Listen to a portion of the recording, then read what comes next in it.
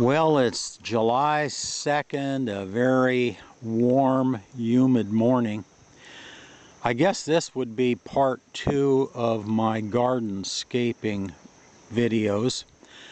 I have pruned back some zucchini plants here to allow more light in for some of the garden plants growing on my trellis.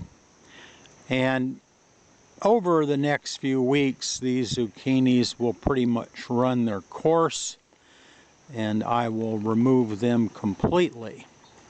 Probably plant something else in their place. And the trellis garden plants will have more light. They will be maturing a little bit later than some of my other garden plants, but that's just fine. You don't want everything in your garden maturing at the same time. Well, folks, you have a great day, and let's keep it wild.